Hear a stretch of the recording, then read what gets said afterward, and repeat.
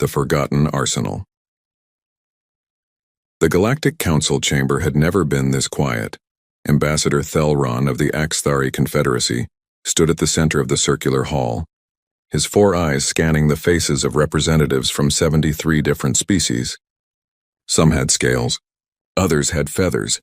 A few existed as glowing clouds of gas contained in environmental suits, but today every single one of them wore the same expression: fear.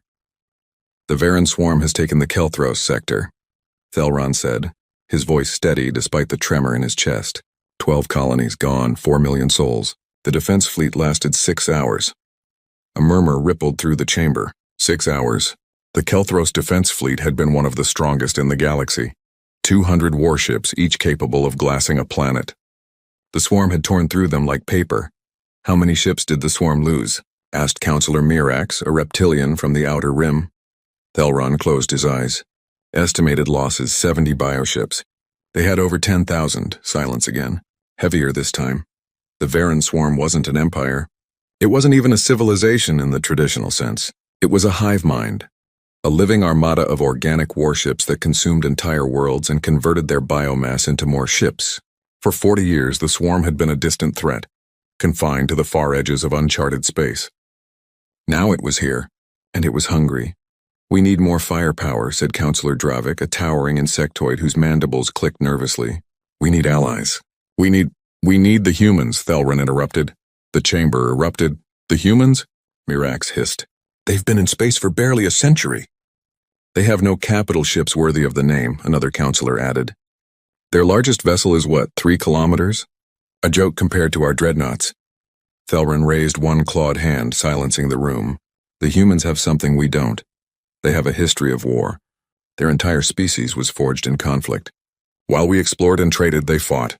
While we built academies, they built arsenals. You're suggesting we beg primitives for help? Dravik's voice dripped with disbelief. I'm suggesting, Terran said carefully, that we're out of options. The vote was close, but desperation won. Earth's orbital station hung in the black like a steel flower, its petals rotating slowly to generate gravity. Terran's shuttle docked at the central hub, and he was escorted through sterile white corridors to a conference room overlooking the blue marble below. Admiral Sarah Chen was waiting for him. She was small by galactic standards. Most humans were. Her dark hair was tied back in a tight bun, and her uniform was plain, almost boring compared to the ornate robes and armor worn by other species' military leaders. But her eyes were sharp, calculating, and Terran found himself standing a little straighter under her gaze. Ambassador Terran, Chen said, gesturing to a chair. Welcome to Earth. I understand you have a problem. Terran sat, his tail curling nervously around the chair leg. The Terran swarm is advancing toward the core systems. We've lost 6 sectors in the past 3 months. Our projections show complete collapse within a year. Chen nodded slowly. And you want our help? Yes, what do you need? Troops, supply lines? Intelligence? Terran hesitated. Ships, we need ships, warships, enough to hold the line while we evacuate the outer colonies. Chen was quiet for a long moment. Then she leaned back in her chair, fingers steepled. How many ships do you think we have, Ambassador? Terran had done his research. Our intelligence suggests you maintain a fleet of approximately 300 vessels. Mostly cruisers and destroyers. Respectable for a young species, but not enough, Chen finished. You're right. 300 ships won't stop the swarm. Terran's heart sank. He'd flown across half the galaxy for nothing. But then Chen smiled. Lucky for you, she said. That's not all we have. The transmission reached the Galactic Council 3 days later. Humanity has agreed to assist, Terran announced, trying to keep his voice optimistic.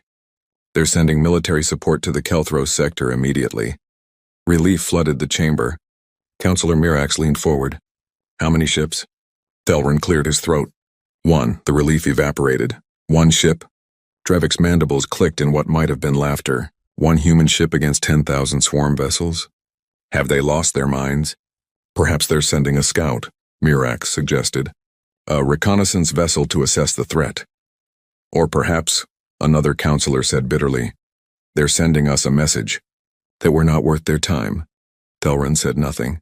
He'd asked Admiral Chen the same question, and her answer had been cryptic. Trust me, Ambassador. 1 is all you'll need.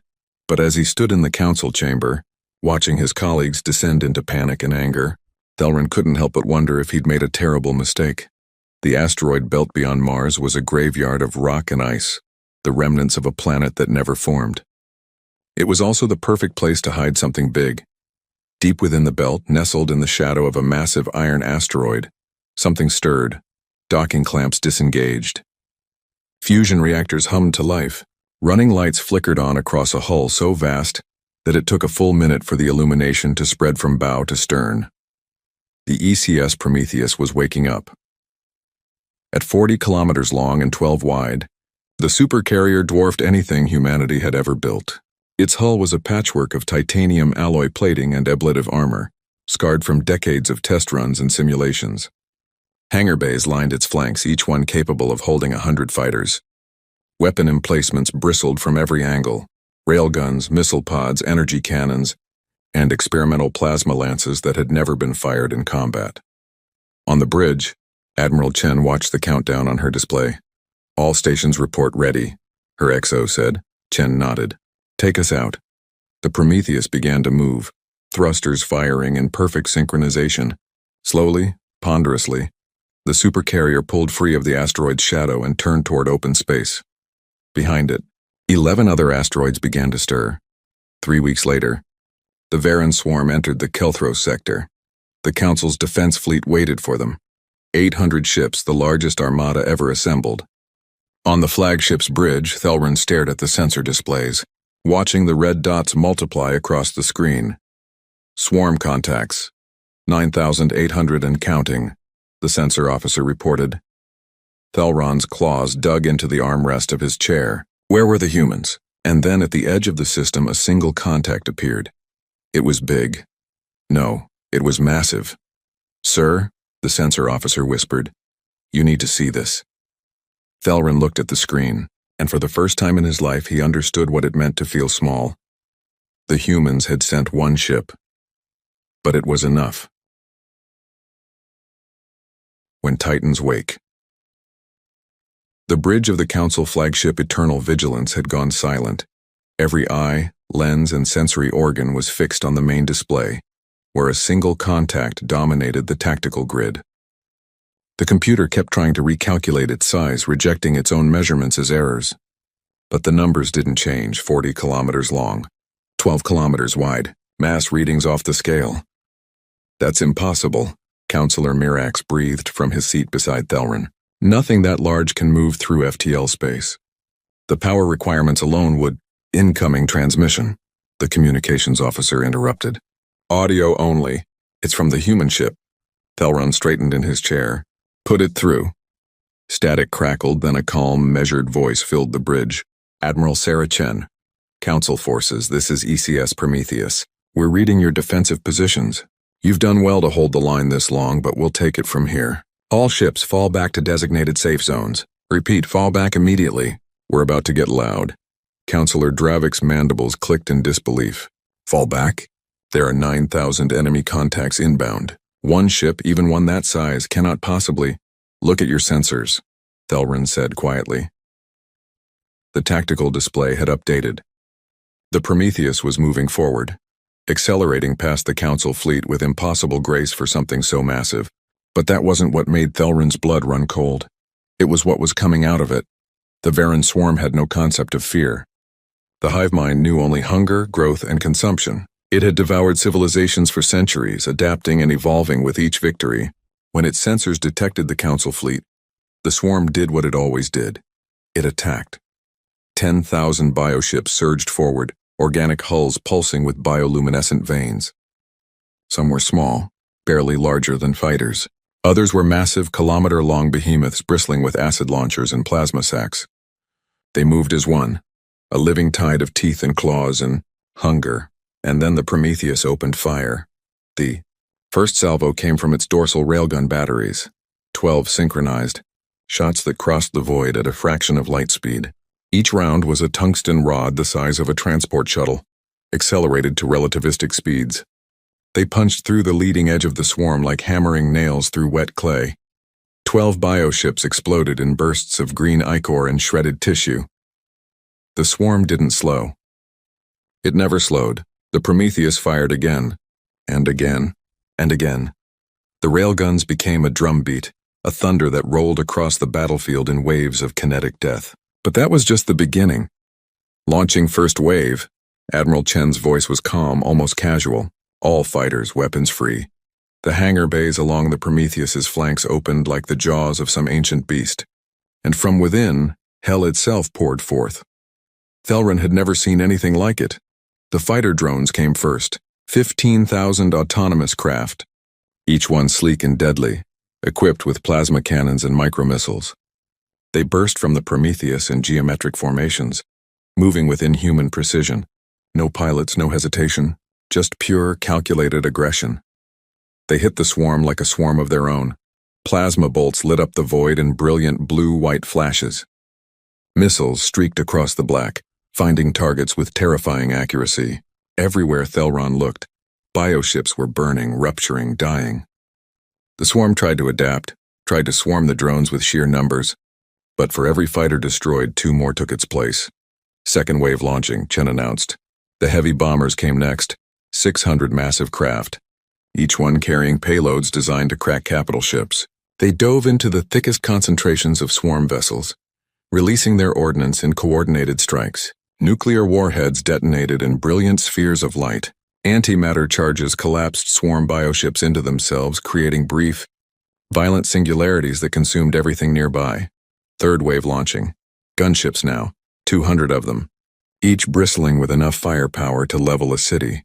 They formed a protective screen around the bomber wings, their rotary cannons tearing through smaller swarm vessels with methodical efficiency. And behind it all, the Prometheus itself continued to fire. Missile pods along its ventral hull opened in sequence, each one releasing 100 warheads. They filled the void with thousands of contrails, seeking, hunting, finding. Energy cannons mounted on rotating turrets tracked targets with computer-guided precision, lancing through bioarmor with beams of concentrated plasma. Experimental weapons, things that existed only in classified reports, came online one by one. A graviton beam bent space itself, crushing a cluster of swarm ships into a compressed ball of organic matter. A quantum disruptor caused molecular bonds to fail, reducing bioships to clouds of their component atoms. A directed EMP burst fried the neural networks of an entire swarm wing, leaving them drifting and helpless. The Terran swarm, unstoppable for 40 years, was dying. On the bridge of the eternal vigilance, no one spoke. The tactical display had become a light show of destruction. Red dots among swarm contacts were vanishing by the hundreds. The green dot representing the Prometheus sat at the center of it all, untouched, unmoved, a titan among insects. Time elapsed since engagement began, Thelran asked, his voice barely above a whisper. 2 hours and 17 minutes, sir. 2 hours. The swarm had destroyed entire fleets in less time. Now it was being systematically obliterated by a single human ship. Swarm numbers? Thelran already knew the answer, but he needed to hear it. Current contacts, 4,200 and dropping. Projection shows complete elimination in approximately 90 minutes. Counselor Marax turned to Thelran, all 4 of his eyes wide. What have the humans built? Thelran didn't answer. He couldn't. He was watching the Prometheus deploy its 4th wave, a squadron of what appeared to be boarding craft, moving toward the largest remaining swarm vessels. Not to destroy them, he realized. To capture them. To study them. The humans weren't just winning. They were collecting samples. 4 hours and 12 minutes after the battle began, it ended. The last swarm bioship detonated in a flash of green fire, its death scream echoing across empty channels before fading into silence. The void was littered with debris, organic fragments, shattered carapaces, and the frozen remains of a hive mind that had believed itself invincible. The Prometheus's fighter wings began their return, flowing back into the hangar bays like birds returning to roost. The great ship's weapons went silent, cooling in the vacuum. And across every vessel in the Council fleet, crew members sat in stunned silence, trying to process what they'd just witnessed. Admiral Chen's voice came through the communications channel one final time. Council forces, this is Prometheus. Threat neutralized. Kelthro sector is secure. We're transmitting tactical data on swarm biology and weaknesses for your records. Should you encounter them again, you'll be ready. Thelran found his voice. Admiral Chen, We don't know how to thank you. You saved us. You saved all of us. There was a pause. When Chen spoke again, Thelron could hear the smile in her voice. Ambassador, there's something you should know. Something the Council needs to understand. What is it? The Prometheus is one of 12 supercarriers in Earth's fleet. We built them over 80 years in secret, in the asteroid belt where no one was watching. We built them because humanity learned a long time ago that peace is only possible when you're prepared for war. The bridge went silent again. 12. There were 12 of these monsters. Chen continued. We didn't build them to conquer. We didn't build them to intimidate. We built them because when we finally reached the stars, we wanted to be ready for whatever we found out here. Today you saw what one carrier can do. Pray you never need to see what all 12 can do together. Thelron's claws gripped his armrest so tightly he thought they might break. What are you saying, Admiral? I'm saying that humanity doesn't seek war. We don't want to rule the galaxy or dominate other species. But we're not naive either. We know the universe is dangerous. We know that sometimes violence is the only language that predators understand. So we prepared. We trained. We built ships that could face any threat. On the main display, the Prometheus was already turning, orienting itself for the journey back to Earth. We're here if you need us, Ambassador, Chen said. But we hope you never do. Prometheus out. The transmission ended. Thelron sat in his chair, staring at the empty space where the supercarrier had been. Around him, council members were already shouting, demanding emergency sessions, calling for ambassadors, trying to understand what this meant for the balance of power in the galaxy. But Thelron wasn't listening. He was thinking about what Admiral Chen had said, about preparation, about the difference between seeking war and being ready for it, about a species that had spent a century in space and somehow managed to build a fleet that made the galaxy's ancient powers look like children playing with toys. Sir? His aide approached cautiously. What do we tell the council? Thelron stood smoothing his robes with one clawed hand. When he spoke, his voice was steady, certain. Tell them the truth. Tell them that humanity isn't just ready for the galaxy. They've been ready for decades. And tell them that the smartest thing we can do is make sure we stay on their good side. He looked out at the debris field one last time, at the remains of a threat that had seemed unstoppable just hours ago.